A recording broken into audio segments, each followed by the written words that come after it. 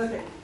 We've been talking about the time where Saul is still king, but David is fixing to be king.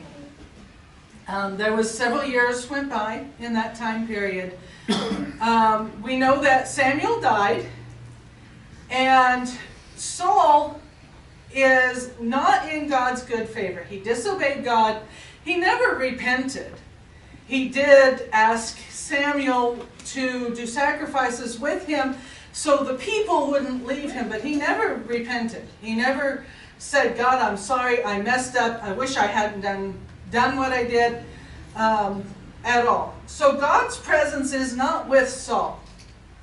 At this time, David is living in Philistine territory. And the Philistines had 5 cities, and they were city-states, and each city had its own king.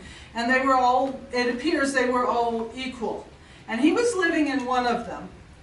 And the town he was living in became property of Jewish kings from then on, which is just an interesting little historical fact. Saul is facing a time when there is fixing to be a tremendous battle between him and the Philistines, and he is scared. So he calls the prophets, and he calls the priests, and he asks them, what does God want me to do? And God wouldn't talk to them. And they asked for God to speak to them in their prayers, or in their dreams, and God wouldn't talk to them.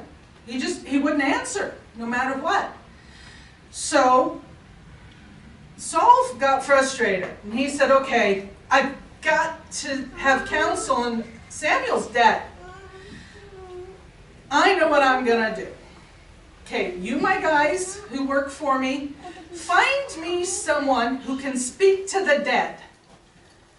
Because before this, Saul had kicked all of the people who did witchcraft, who cast spells, who spoke to the dead, he kicked them out of the country.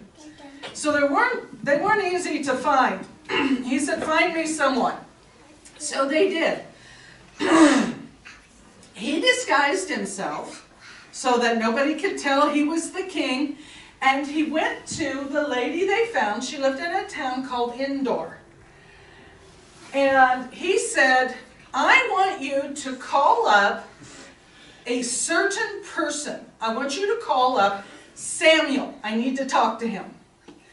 And she at first said, no, Saul will have me killed if I do that. And Saul promised her, no, nothing will happen. You'll be fine. I promise King Saul won't kill you. So she called up, did whatever it is they do. She called up Samuel. Now the Bible doesn't say it was a fake. It doesn't say it didn't work. But it does say we're not supposed to do that. It's like when you meddle in the dark side, you get bad results. So leave that kind of stuff alone. The good side of the spirit realm, we're supposed to engage in. When we worship God, we're on the right side. We're on the light side. But we're supposed to leave the other stuff alone. It's bad. So she calls up Samuel, and it was Samuel. And when he appeared, she realized that that was King Saul that she was talking to and doing this for. Saul realized it was Samuel, and he told him, he bowed down to him, and he told him, I'm afraid, because we're fixing to go to war with the Philistines, and God won't talk to me. Samuel said, well, you know what? You really shouldn't have disturbed me. I was resting. Leave me alone. I know how he feels.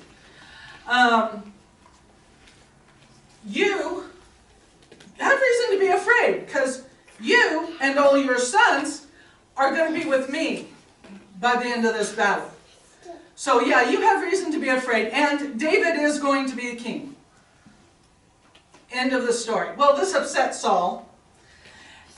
He hadn't eaten all day. He wasn't going to eat, but the guys who came with him and the woman talked him into eating, and then they left and they got ready for the battle.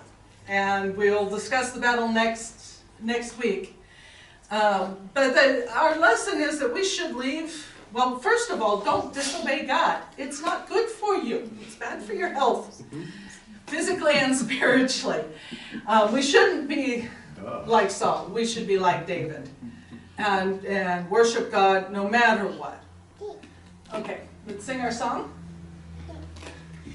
Happiness is to know the Savior.